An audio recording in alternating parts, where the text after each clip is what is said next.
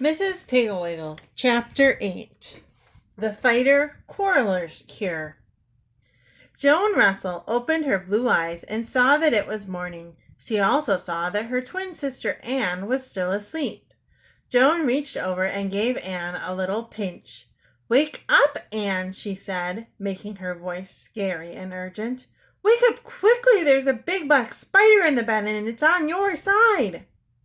Anne awoke with a squeal, leapt out of bed, stubbed her toe in the box of paint she had left on the floor the night before, banged her funny bone on the door, and went screaming into her mother and father's room. "Mother, Daddy, there's a big black spider in our bed on my side. Mother, Daddy." Mrs. Russell sighed, sat up, and reached for her robe. She said in a low, calm voice, "Anne, you didn't fall for that old trick again, did you?" Anne grabbed her mother's arm and jumped up and down, squealing, "But Mother, Joan said so. It's a big black spider." Mr. Russell turned over and yawned. He said, Stop jumping and squealing and listen. If there is a big black spider in the bed, and it is highly unlikely, then why is Joan lying in there and staring up at the ceiling and waiting to be bitten and to be spanked?" he added in a loud voice. Anne stopped squealing and listened gravely to her father, but when he finished speaking, she said, "But Joan said there was a spider, Daddy. She said there was." Her daddy said, "Last one dressed gets the littlest smellin'," and he jumped out of bed and chased Anne out of the room, roaring like a lion. Mr. Russell sang gaily in his shower, but Mrs. Russell frowned as she dressed, for from the children's room she could hear, "That's my sock, give it to me." "'Tis not, it's mine, give it back." Sound of a slap. "Mother, Anne's slapping me." "That's my petticoat, you're putting on my petticoat, give it to me." "'Tis not, it's mine." Sound of a slap. "That's mine." "No, that's mine." "'Tis not, 'tis too."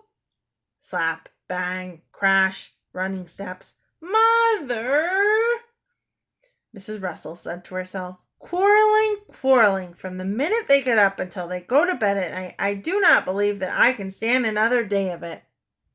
She ran downstairs and began jamming the oranges into the squeezer. Mr. Russell came whistling in to breakfast. He said mildly, "Oh, scrambled eggs again. I was hoping for sausages and buckwheat cakes." Mrs. Russell said, "We had sausages and buckwheat cakes yesterday morning." Mr. Russell said, "What about brook trout? Bill Smith has 'em nearly every morning." Mrs. Russell said crossly, "Perhaps that is why he looks like a trout and his wife looks like a great big halibut." Mr. Russell peered at her over the top of his morning paper. He said, "You know, sweetheart, I think that the children's fighting and quarreling is making you irritable." Mrs. Russell said, "I think it is too. In fact, it is driving me crazy. Just listen to them." From the upper hall they could hear, "It's my turn to go down first, Joan." "'Tis not, it's my turn." "You were first yesterday, you know you were." "But last night you traded your first turn for my pink crayon." "I did not." "You did too." "Cheater." "Double cheater." In came the twins. Joan looked at her melon and then at Anne. She said, "Anne's melon is the biggest. She always gets the biggest and the most of everything." Anne said, "You had the biggest yesterday. You're just a pig. You always want the most." Their daddy said, "As a matter of fact, ladies, I have the biggest melon because I was the first one dressed. Now hush." He glared at them. The twins sat meekly down to their breakfast. They had taken but 2 bites, however, when Anne poked Joan and hissed, "I've got the most cereal. Ha, ha, ha." Joan hissed back, "Yes, but I have 3 pieces of bacon and you have only 2. Anne looked, and sure enough, Joan did have 3 pieces. She grabbed one, but Joan snatched her wrist, and in the ensuing scuffle they managed to tip over Anne's milk and spill it all over the front of their nice blue pleated skirts. Their daddy spanked them. Their mother sponged them off, and they left for school red-eyed and miserable, but still quarreling. As they rounded the corner, their mother could hear, "That big tablet is mine." "'Tis not, 'tis two." After Mr. Russell had left for the office, Mrs. Russell picked up the telephone and called her friend, Mrs. Quitterick. She said, "Mrs. Quitterick, this is Mrs. Russell, the twins' mother, and I want to know if Jasper and Myrtle ever quarrel."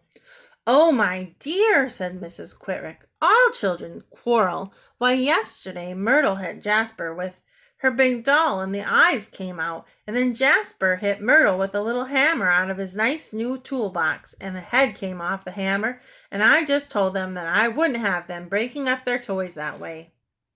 Mrs. Russell said, "But the children weren't they hurt?" Mrs. Quitterick said, "Why, I didn't notice. I was so angry at them for breaking their lovely toys in the doll hospital. Won't be able to put Myrtle's doll's eyes back for 2 weeks, and you know how hard it is to get hammers these days." Mrs. Russell said, "Well, thank you anyway, Mrs. Quitterick," and hung up. She poured herself another cup of coffee, and while she drank, she thought and thought about her little fighter quarrelers, and then she had an idea. She would call Mrs. Piggle Wiggle and ask her what to do. Mrs. Piggle Wiggle would know if anyone would. She called Mrs. Piggle Wiggle and said, "Mrs. Piggle Wiggle, I am Mrs. Russell, the mother of Anne and Joan." Mrs. Piggle Wiggle said, "Oh, yes, the twins, such darling little girls, and oh, so pretty." Mrs. Russell said, "But they quarrel so, Mrs. Piggle Wiggle. They begin fighting the moment they open their eyes in the morning, and they don't stop until they fall asleep from exhaustion. It's dreadful, Mrs. Piggle Wiggle. You should hear them." Mrs. Piggle Wiggle said, "Oh, I know. That's my sock. No, it's mine. That's my box. No, it's mine. 'Tis not, 'tis two. You have the most. You're a pig." Mrs. Russell said, "Why, Mrs. Piggle Wiggle, you must have heard them. I was hoping they didn't quarrel when they were at your house." Mrs. Piggle Wiggle said, "No, I haven't heard Anne and Joan, but I have heard hundreds of other children. You see, quarreleritis is a common children's disease, and it is very contagious, but very easy to cure." "Easy to cure? Oh, Mrs. Piggle Wiggle, how?" asked Mrs. Russell. "Well," said Mrs. Piggle Wiggle, "in the first place, fighting and quarreling are merely habits. One morning a child wakens and feels cross, and so instead of smiling at his little brother and saying good morning, he glares at his little brother and shouts, 'You've got on my shirt!' The little brother says, 'I have not,' because he hasn't. The cross child says, 'You have too, you have too,' and the quarreling has begun. The next morning both children have the fighter quarreleritis, and they wake and begin shouting rudely at each other. It soon becomes a habit, and they forget how to be courteous." Now, Mrs. Russell, I believe that if fighter quarrelers could hear themselves as others hear them, and see themselves as others see them, they would soon realize how unpleasant they were and would be cured. In order to do this with Anne and Joan, you and Mr. Russell will have to pretend to be Anne and Joan. First, however, you must write down every single fighting thing that the children say. Begin with this morning and keep a careful record of the whole day. Say nothing to the twins, but tomorrow you and Mr. Russell repeat their quarrels. I do not believe that it will be necessary to slap and pinch, but be sure to be loud and noisy. Don't laugh, and don't let the children know that it's just a game. Look quarrelsome as well as acting quarrelsome. One day usually is sufficient." Mrs. Russell said, "Every morning Joan tells Anne that there's a big black spider in the bed on Anne's side, and Anne comes screaming into our room. Should Mr. Russell and I do that?" My, said Mrs. Piggle Wiggle. "That is the way Billy and Tommy Peters used to start the day. Only Billy told Tommy it was a cobra. Well, cobra or black spider, you and Mr. Russell do the same. Goodbye and good luck." After saying goodbye to Mrs. Piggle Wiggle, Mrs. Russell sat down and wrote down every word of Anne and Joan's morning quarreling that she could remember. After school, she purposely gave one of them a bigger apple, and then she gave the other and then followed them around and wrote down the quarreling. She stayed in their room while they undressed for bed and took notes. Fortunately, the children were very productive and fought about the amount of toothpaste on their toothbrushes, whose turn it was for the shower, whose pillow was softest, the amount of room they had in the bed, who had the most covers, whose turn it was to turn off the light, who had the biggest feet, whose mouth opened the widest, who had the most teeth, everything. My, they were naughty and disagreeable. When she had finished writing it all down, Mrs. Russell handed a copy to Mr. Russell and told him about Mrs. Piggle Wiggle. He thought it was a wonderful idea and studied his part carefully. The next morning, Joan opened her blue eyes and was just reaching out to pinch Anne when she heard a commotion in her mother's and Daddy's room, and suddenly the door flew open, and in came Mrs. Russell, clutching her bathrobe and squealing, "Anne, Joan, quick, there's a big black spider in our bed, and it's on my side." Joan said calmly, "How do you know there's one? Did you see it?" Anne awoke, and out of habit she leapt out of bed and ran for the door squealing. Her mother squealed louder, and Anne, surprised, asked her what the trouble was. Her mother began pounding on the bed and yelling, "There's a big black spider in our bed and on my side. Daddy said so. He saw it." Anne said, "But, Mother, if there is a spider, why is Daddy in there?" Her mother paid no attention to her, but continued to squeal, "Daddy said there was. I'm scared. Eee!" Joan said, "We'd better go in and look, Anne." So they solemnly marched into their mother's and Daddy's room. Mr. Russell was lying in bed, gazing at the ceiling. Anne threw back the covers, and Joan peered into the bed, but all they could see was Daddy's feet, the toes wiggling.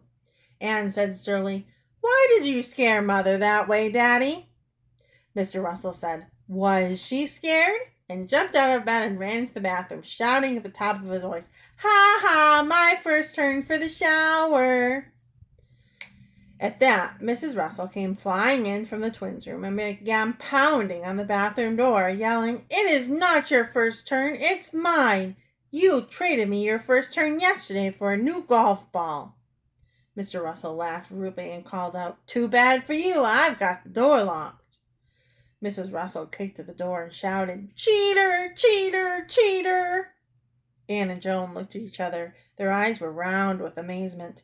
Anne whispered, "Let's get dressed." And Joan said, "Yes, let's hurry." And they tiptoed out of their room, closing the door carefully behind them. While they dressed, they could hear their mother and father quarreling. When Mr. Russell came out of the shower, Mrs. Russell said, "You used my towel. That's my towel." Mr. Russell said, "'Tis not, it's mine." Mrs. Russell said, "'Tis not, it's mine." Mr. Russell said, "That's my shirt. You got on my new t-shirt." Mrs. Russell said, "Well, you wore my golf sweater." Mr. Russell said, "Take off my new shirt." Mrs. Russell began to bawl.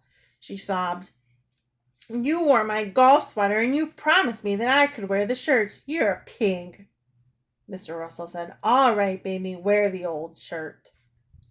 At breakfast, Mr. Russell took a little ruler out of his pocket and measured the grapefruit, and then he took the biggest. Mother snatched it away from him and spilled the coffee on the new t-shirt.